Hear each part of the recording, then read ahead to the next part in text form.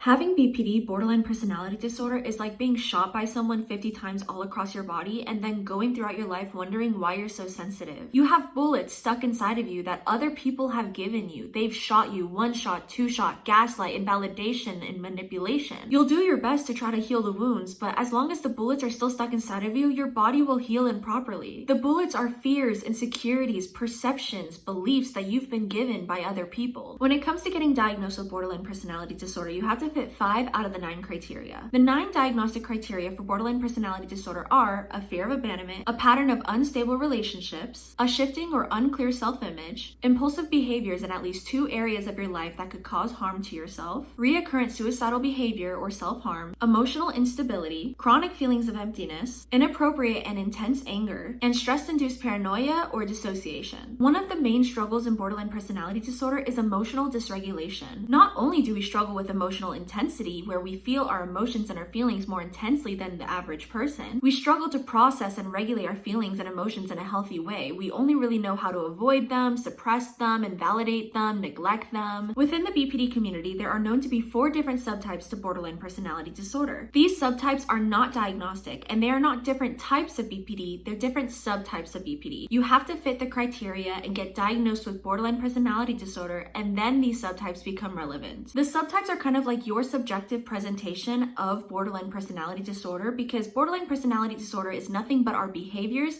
which are built around our beliefs, our fears, our insecurities. How are you coping with all these things? How are you coping with your beliefs? How are you coping with your fears? How are you coping with your insecurities? How are you coping with your emotional dysregulation? The 4 subtypes are impulsive, self-destructive, petulant, and discouraged, but also known as quiet. When you're having an episode, how do you instinctively respond to the way you're feeling? Are you impulsive, and the way you try to regulate yourself is by getting a new tattoo, getting a new piercing, doing something impulsive to distract yourself? Are you self-destructive and you decide to just get rid of whatever it is that's making you feel dysregulated? Are you petulant and you struggle with being projective whenever you're feeling dysregulated? Or are you discouraged or quiet whenever you start to feel dysregulated and you start to internalize how you feel? You might struggle with all of these behaviors. You might struggle with some of these behaviors. Let's say you resonate with the discouraged subtype, the quiet subtype. You just got into a new relationship and you feel so happy and you feel so good, but you don't know how to regulate these feelings because you don't feel safe in these feelings. You're scared of getting hurt and you don't know what to do. So in order to cope, maybe you'll internalize everything. You'll start to shame yourself. You'll start to belittle yourself. You'll start to fear abandonment. You'll start to get really insecure. You're coping with your dysregulation. You're coping with your fears, your insecurities, your beliefs by suppressing it all, by internalizing it all, by silencing yourself out. As a discouraged borderline, that doesn't mean you're never expressing yourself externally, but a lot of your experience is internalized. I wholeheartedly believe that identifying the subtypes that you resonate with the most is the most productive way to get yourself on the path of healing. Another really big part of our borderline personality disorder is black and white thinking, all or nothing thinking. Maybe you were raised in an environment where everything was always in extremes. Your authority figure might have been really hot and cold. You might have been taught that you were either all good or all bad. Black and white thinking, all or nothing thinking, is when we struggle to acknowledge the nuance and complexity in life. It's either all or nothing, 0 or 100, black or white,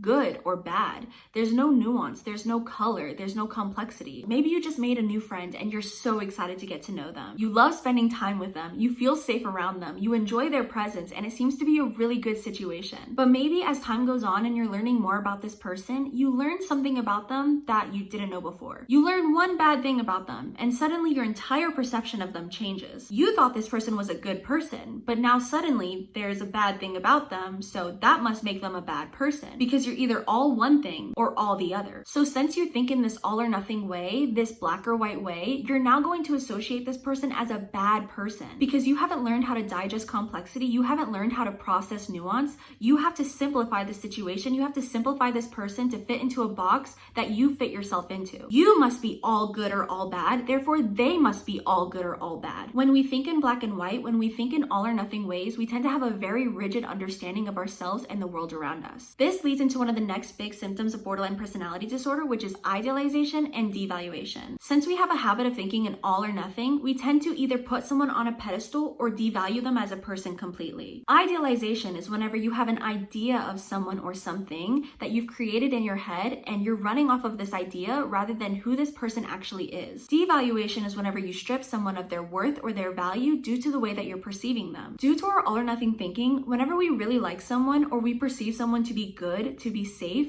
then we will idealize them. We will put them on a pedestal. But then, because this person's human, complex, and nuanced, they have a bad characteristic that they just showed to you, and now you have to devalue them. Maybe this person had to cancel plans that you were really excited for, and now you perceive them to be bad, to be unsafe, because you can't rely on them. This is a bad person. They've done a bad thing. When you go from that state of good to bad, from idealization to devaluation, it is something called splitting. The borderline experience is essentially the avoidance of pain and hurt because we have already gone through so much pain, so much hurt all throughout our lives. We are now actively avoiding it in every way that we can. And if anything, we'd rather hurt ourselves than allow another person the power to hurt us. So we will split on them. We will go from idealizing them and loving them and putting them on a pedestal to devaluing them completely, because if they're devalued, if they have no value, if they have no worth, if they have no importance, they can't get to us. They can't hurt us. We won't let them hurt us because they're so insignificant, they're so unimportant,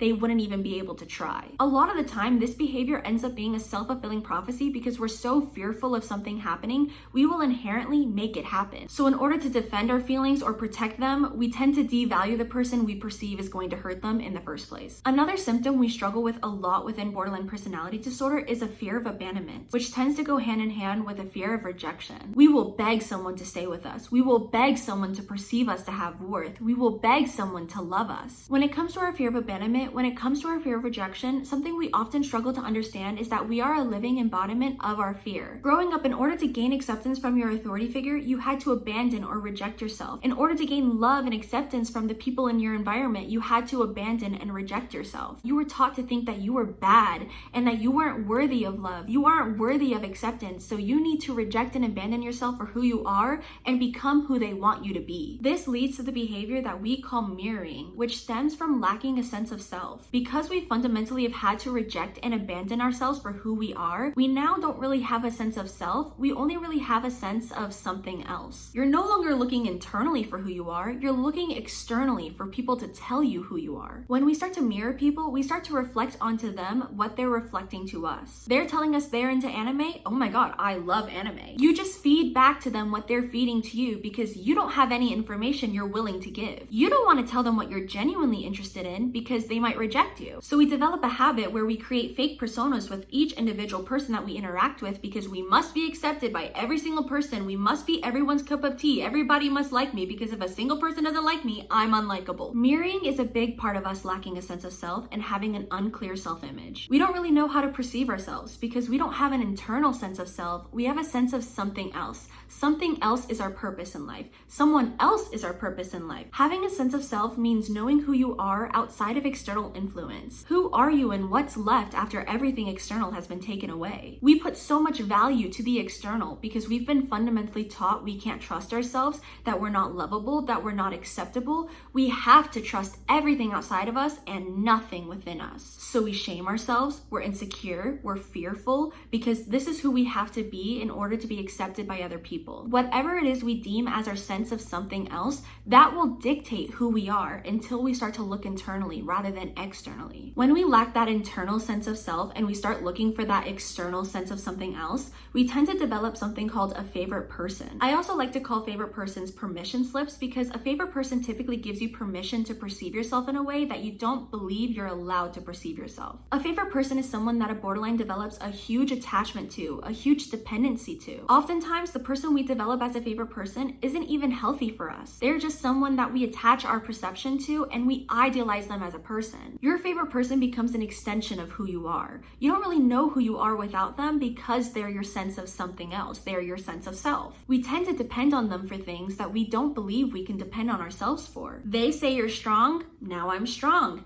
They say you're capable, now you're capable. They say you're lovable, now you're lovable. But you don't have power and you don't have the ability to give these things to yourself because you don't have permission, because you don't believe yourself to have authority over yourself. You have such a negative core belief system because you have borderline personality disorder that you don't believe you're capable of anything good. If anything, everything good only happens outside of you. You're all bad. You're just so bad that this person is the only source of good you'll ever get. You convince yourself that you need this person, you need this thing, you need this community, because without these things, you're nothing. You're bad. You can never have any good without any of it, even though that's not true. When you have borderline personality disorder, a symptom you might experience is lacking emotional permanence. Everything is changing so often and so frequently. How you feel, the people in your life, it's constantly shifting, so you don't really get used to any sort of stability. Let's say you've experienced the feeling of happiness before, but you're not currently experiencing the feeling of happiness, therefore you can't really recall what it feels like. You can only really remember what you're experiencing in the current moment. You might have felt sad before, but because you're not currently sad, you can't really recall what it's like to be sad. Maybe you've experienced the feeling of suicide ideation, where you have been at such a low point emotionally that you wanted to take your own life, or maybe you even tried. But then the next day you feel significantly better because your perception shifted, therefore your feelings changed, and you no longer recall what it felt like to be at that low of a point because you're not currently experiencing that low point. You just experienced so much instability that it's hard to create a connection to how you once felt in the past to how you feel in the present. Having borderline personality disorder is not a death sentence. It is something we can overcome and get better from. No, we will never be like a normal person, but we can function and be happy like one. We can never undo the invalidation. We can never undo the abuse. We can never undo the neglect that we once went through. So that's always going to be a part of us, but we can always learn better, learn different, shed old skin, and become something we feel more aligned with now than how we had to be in the past or what we were put through in the past. I really hope this video was able to help you in any way, shape, or form. Please make sure to like the video or comment down below something you took from this video or something that you think I might have missed that might help another person watching. I just ask that you please leave this video knowing that you are sexy, you are valid, and you are so loved, and I will see you in the next video. Hope you like my videos. Is there anything else I'm supposed to say as a YouTuber?